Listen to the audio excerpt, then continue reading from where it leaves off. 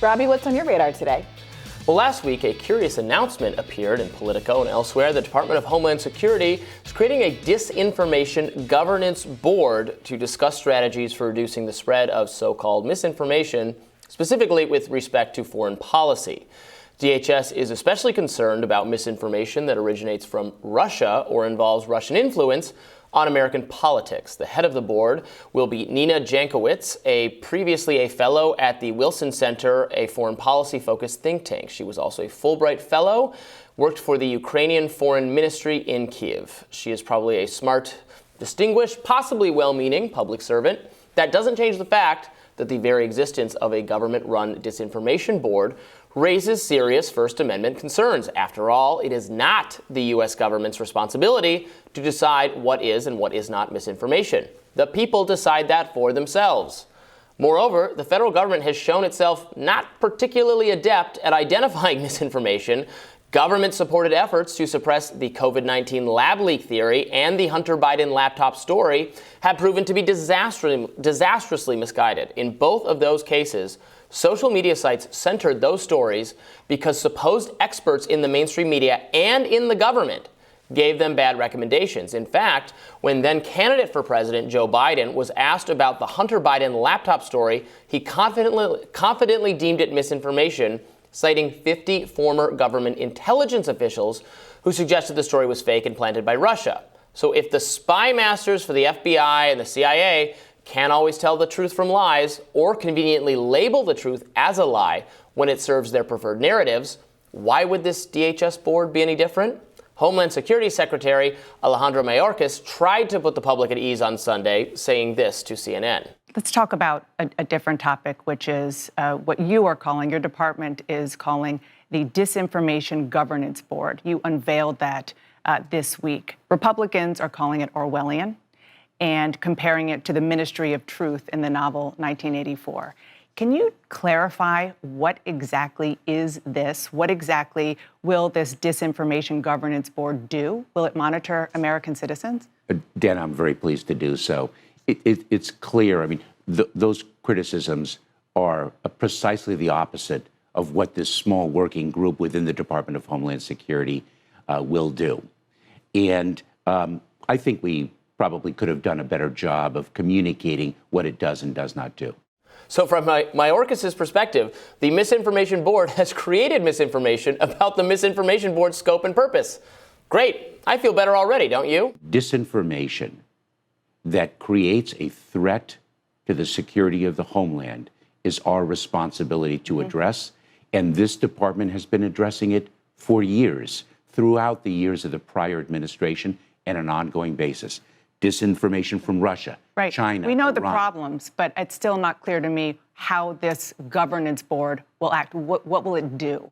Yeah, kudos to Dana Bash, by the way, for actually grilling Mayorkas here. You can watch the rest of the interview if you like, but at no point does he explain how the board will avoid committing the serious errors that have characterized all previous attempts to prohibit misinformation.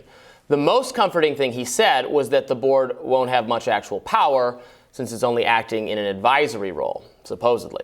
Mayorkas also expressed full confidence in Jankowitz, the head of the board. It turns out, however, she appears to have suspected that the Hunter Biden story was Russian-backed misinformation. She has lots of old tweets to that effect.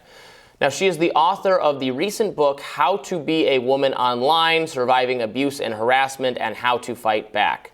So I read just this section of it that was published at Wired, in which she essentially suggests that online harassment, which is a real problem to be sure, is something endured almost exclusively by women. Seems like the book's entire framing, to be frank. It's a false framing, though, as my friend, the journalist Kathy Young, wrote in a 2020 feature for Reason magazine. Studies consistently show fewer women than men actually say they experience internet harassment of every kind, except for sexual harassment. Counterintuitively, even so-called revenge porn, non-consensual exposure of intimate images may happen to men more often, according to the 2017 Pew survey that Kathy Young cites. And while women in the survey were considerably more likely than men to rate their online harassment experiences as extremely or very upsetting, they were no more likely to report negative consequences ranging from mental and emotional stress to problems at work or school, end quote. So it is a real problem, but there's a kind of framing of it that some feminist progressive writers, like apparently this new head of the Disinformation Board, put a spin on it that it's only about harassment toward women. Now, in addition to being supposedly a misinformation expert, Jankowitz is quite a talented singer, appears to enjoy combining these two talents, so let's watch this. Information laundering is really quite ferocious. It's when a huckster takes some lies and makes them sound precocious by saying them in Congress or a mainstream outlet. So disinformation's origins are slightly less atrocious. It's how you hide a little lie. It's how you hide a little lie. It's how you hide a little lie. When Rudy Giuliani shared bad intel from Ukraine, or when TikTok influencers say COVID can cause pain, they're laundering disinfo, and we really should take note and not support their lies with our wallet, voice, or vote. Oh! Is this the last thing we will hear before we're sent to re-education camps? Or maybe they play that at the re-education camp. They just blare it while you're in your cell so that you're ready for the brainwashing. Robby, I feel so bad. I'm sorry, I hate show tunes. I just hate them, but... All right, we had a recent conversation where it was revealed that you're a big Chitty Chitty Bang Bang fan, so let's not overstate. All right, fair. Wow, that was off the record, okay? But look, I have a soft spot in my heart for theater kids, but they need to know the time and the place. You have to know if you TikTok it, you will get dragged by the internet. She's made her bed, she's sleeping in it. Yeah. Obviously, to your point, the bigger issue here, apart from her cringe, is that the government is establishing an agency to do something that the government has never demonstrated an ability to do, not just in general history, but in the very, very recent past. And the areas where they are specifically saying they want to focus, Russia, misinformation, all of that stuff, is exactly where they have failed so recently. 100%. So they just have to be able to articulate what the new standard is going to be. And if this were an effort to say, fund independent media, so there can be independent fact checking, I think a lot of people would be more excited about that kind of an intervention. People would be excited. This is not it. I will say that I did read about this a little bit, and some of the misinformation that they're attempting to address is the kind of thing that caused there to be that influx of Haitian immigrants at the border, because there was this messaging that went out on WhatsApp groups, et cetera, that misrepresented what Biden's amnesty policy was and caused a lot of people to think that they could come and have access that they weren't able to have, and ended up, kind of suffering and languishing at the border in all of these ways.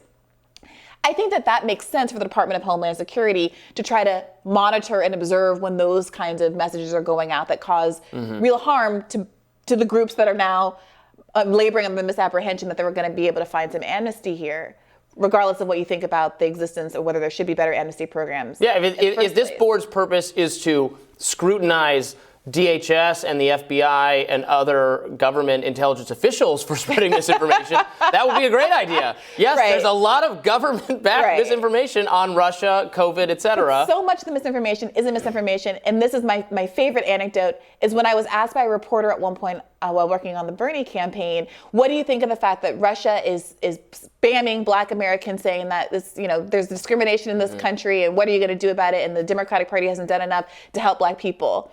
And I said to them, well, the issue here is that there's no lie. There's no lie. And you might not like it as an inconvenient truth that they're making this a wedge issue. But the way to deal with this so-called misinformation is to actually address the concerns of the population who are drawn into this kind of messaging. So much of this is the problem is actually truth, not the lie. And I know you're really excited to dig into that book she wrote. Lord, I don't know, but it seems like it's the kind of, those harassing Bernie bros, they just mistreat women. Yeah, I gotta scan the footnotes to see if I'm named personally. All right, well, up next, Congresswoman Alexandria Ocasio-Cortez says the quiet part out loud when it comes to student debt cancellation. Stay tuned.